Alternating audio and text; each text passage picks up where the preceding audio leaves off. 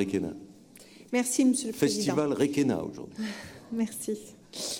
À travers cette délibération, donc, vous nous présentez le règlement d'intervention dont l'objectif principal est de préciser le cadre d'intervention de la région dans ses politiques territoriales.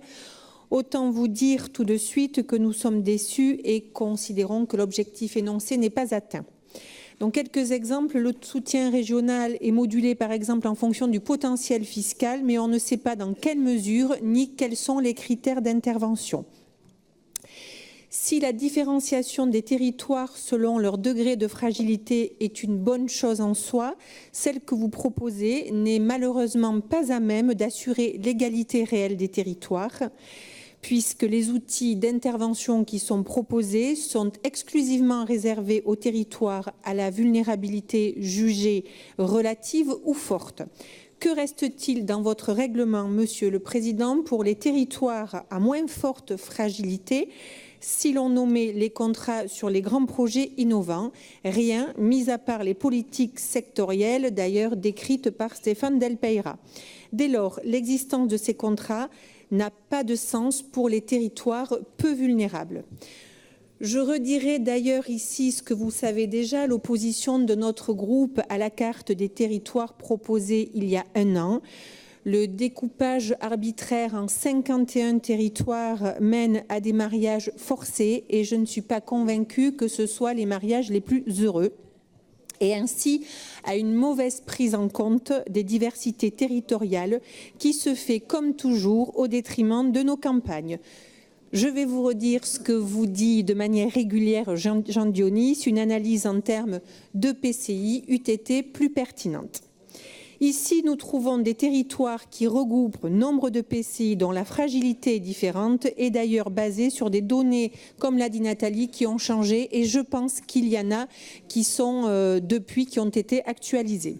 Autre reproche majeur vis-à-vis de ces critères, c'est l'approche que vous portez qui est entièrement soumise aux règles du développement économique. Où sont les actions concrètes en termes de développement durable en faveur de la transition énergétique, de la culture, du sport? Où sont les actions adaptées au niveau de l'indice de développement humain? Vous voyez que les interrogations, Monsieur le Président, sont nombreuses. Ce document qui est complexe est pour nous finalement également inabouti. Il n'est que le prolongement de celui de 2014 que mes collègues critiquaient déjà. C'est finalement une politique du passé qui ne fait pas face aux défis de demain, l'écologie, les fractures sociales et territoriales, le développement humain. Tous ces enjeux ne peuvent certes pas être relevés par la région seule. C'est pourquoi je ne peux que vous appeler, Monsieur le Président, à accroître la concertation avec l'État, les départements, les communes. La délibération y fait allusion, mais dans les faits, nous ne la voyons pas vraiment. En somme, et pour ne pas dépasser mon temps de parole, j'aurais bien voulu faire... je vais aller à l'essentiel. En somme, notre critique fait un écho direct à la tribune concernant la ruralité rédigée récemment par les 47 députés de notre parti. Nous considérons ainsi que la délibération manque de vision et ne va pas suffisamment dans le sens de la résorption des sérieux traumatismes de notre société rurale laissés pour compte par les précédentes mandatures présidentielles. Ce qui se conçoit bien s'énonce clairement, or aucune stratégie claire ne transparaît, les approximations sont nombreuses et cela marque un profond manque de compréhension de nos territoires, de leur ingénierie, leur savoir, qui ne sont pas plus intégrés au règlement d'intervention que leurs spécificités et leurs besoins.